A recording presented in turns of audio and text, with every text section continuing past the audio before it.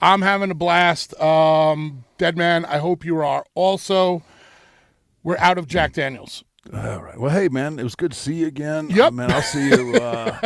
I'll see you tomorrow. So, just so you guys know, I'm putting the bottle up right here.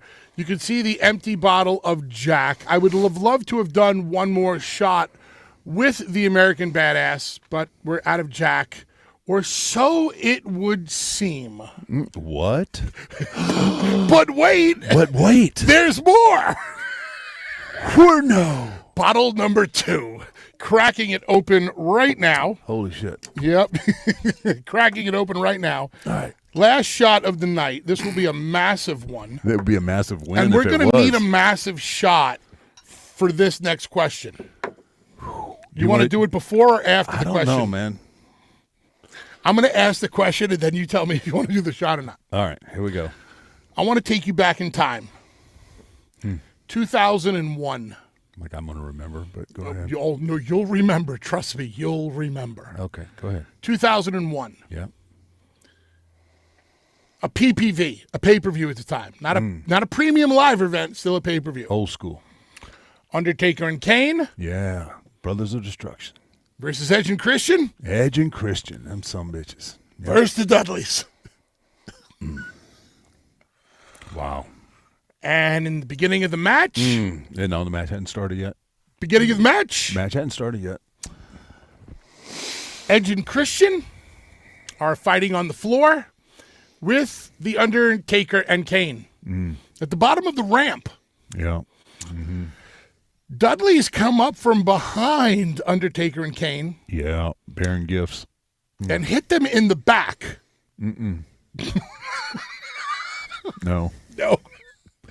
Well, okay. Devon hits Kane in the back with his chair. Okay, look. Before PTSD sets in with me here, let's go ahead and do this. Okay, so we're going to do the shot first. Yeah, we're going to do it because I'm not going to want to drink with you after this. Cheers. Cheers. Here's to the 8 stitches I put in the back of your head.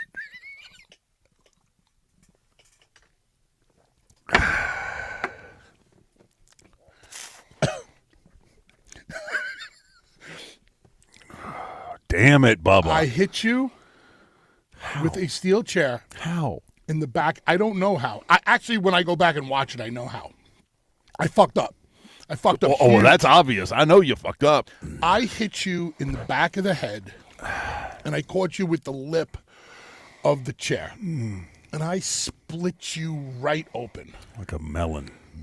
Bad. And this is 2-3 minutes into the match. Yeah. I know your ears got to be ringing.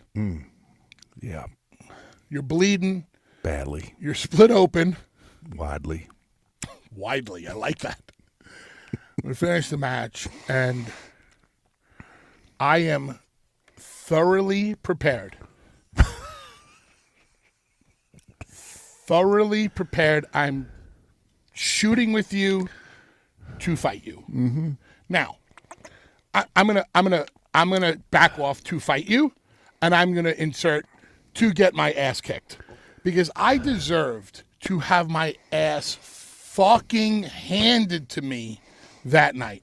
I deserved to walk back into the locker room and have you beat the shit out of me. You didn't.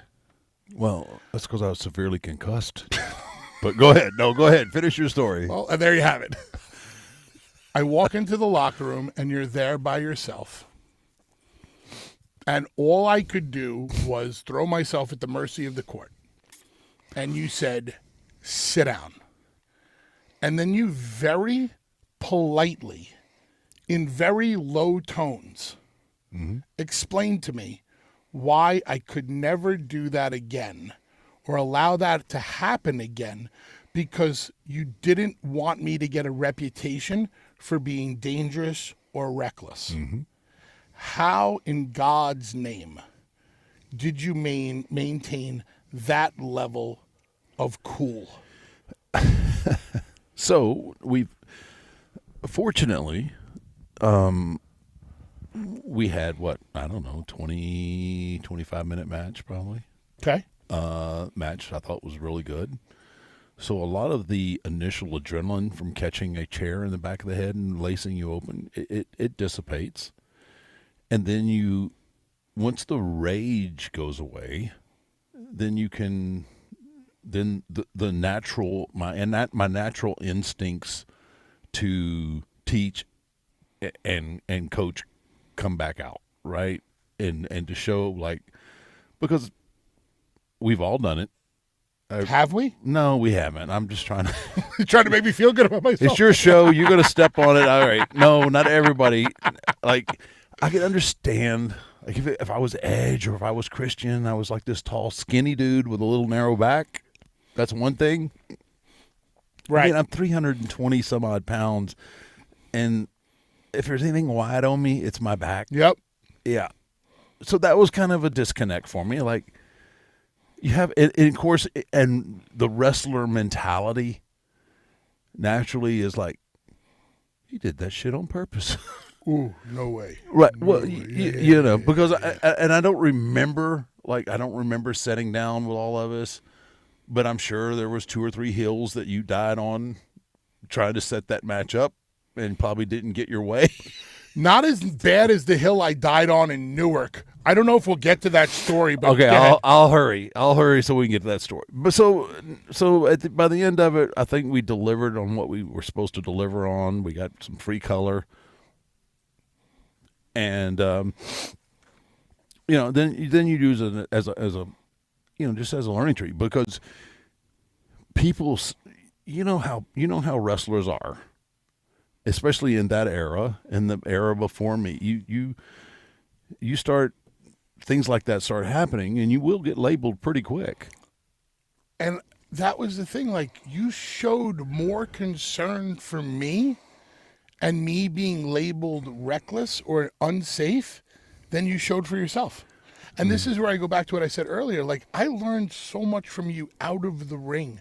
Like, I'm not trying to say that I didn't learn from you in the ring. I always thought we had good matches in the ring, good chemistry in the ring. I mean, you took a phenomenal 3D through a table, and when we beat you for the World Tag Team Championships, I mean, that was a big. You got. I hope this gets released on video. Oh, you're too much. Go ahead. But outside of the ring, learning that and learning how to politic in the right way to politic. Right. And how to conduct yourself and how to be better Like, I learned so much from you outside of it. And I don't want to, this is not about me. I just wanted to know, why didn't you kick my ass? And that's a valid reason. The adrenaline came down, and it was more important for you to educate at that moment than to retaliate at that moment. Yeah. I mean, so what happens if I retaliate? Okay. You don't learn shit, right? Then you become more defensive, and you become, you know, then what I have is I have my thumb on your creativity and maybe your ability to be who you are, right? The adrenaline has calmed down. So again, one of your assets, liability, however you want to look at it, is when you believe in something, you believe in it, and you're not afraid to argue for it, right? Mm-hmm. So sometimes that alone kind of starts to get you a reputation, right? And it did. And it did. So now you've just taken somebody who's considered, you know, a top guy, and laced him in the back of what you're supposed to hit him in the back. I get cracked in the head. Now I'm busted open, bleeding. That's like the old West shooting a guy who doesn't have a gun. Right. So now you start to couple those things. Yep. Like, this guy's argumentative, he's hard to deal with, and he just popped him in the head. Very reckless. So I've got 2 choices there. I can come down on you, or we can use this as a learning experience, and that's the path that I chose. A lot of it is genuine, that I genuinely liked you, but even if I hadn't, if I know somebody is good for the business as a whole and what they're doing, then I don't have to like you. I don't necessarily have to like you, but I understand business, and if you're good for business, then I do everything within my power to kind of mold that rough shape, that clay, into something that people trust and want to do business with. And that's the path that I chose with you. And I appreciate that. And I'm shaking your hand right now and saying thank you again, because I really appreciated that. No. Thank you very much. He likes me. He really likes me. The last topic of the night. Shawn Michaels. Nah, no kid will never get over. Doesn't have a shot in hell. Mm-mm. You and Shawn shared that locker room back in the day. Yes, sir. You ran in completely different circles. Mm-hmm. Did you think you could ever do the business with him that you did? It's the craziest thing, and that's another example of this business. And I tell this story quite a bit.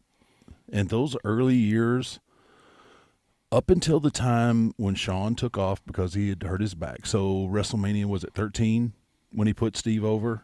Okay. And then he left, right? He leaves for 5 years. From that point all the way back to 1990 when I came in, I tell people this all the time. If I was to go backstage and see Shawn Michaels on fire, I wouldn't piss on him to put him out. I didn't care for him as a human being. But there's nobody, nobody. Wow, I know where you're going. That I had rather be in the ring with. Now that right there is a huge statement. And I've been in the ring with greats. I've been in there with the Mount Rushmore greats. Shawn had the ability. Shawn had the ability. He could have a 5-star match with a broomstick. And we just had this magic chemistry that I knew anytime that I was in a match with Shawn, all I had to do was be Undertaker, and he was going to be Shawn Michaels, and it was just going to go. Last time we talked, you talked about, like, with Bray or with Rick having to be worried about them. Mm-hmm. I think more about Rick. Yeah. You had to work, like, you were concerned about Rick and getting him through a good match. And I'm sure that you felt that many other times. With Shawn, it was complete freedom mentally. You didn't have to worry about anything. That was the magic. That was the magic of WrestleMania 25, 26, 27, and 28, is that we had such trust in each other. We knew each other so well. Our mindsets and our instincts were all on the same page. I knew all I had to do was go out and be Undertaker, because Shawn Michaels was going to be Shawn Michaels, and the two knew exactly what to do together. I didn't have to think for him. He didn't have to think for me, and that's why it became so magical, because it was just two guys doing what they do. Pick one match with Shawn, which is your shining moment. Which is it? It's got to be 25. As good as the Hell in a Cell was and the great story, 25's got to be. WrestleMania 25, Taker vs. Shawn is your number one, right? Yeah, that's as close WrestleMania 25, Taker vs. Shawn. WrestleMania 17, Hardy's, Dudley's, Edge and Christian, TLC 2. Which is the better match? Mine, of course. Thank God you said that.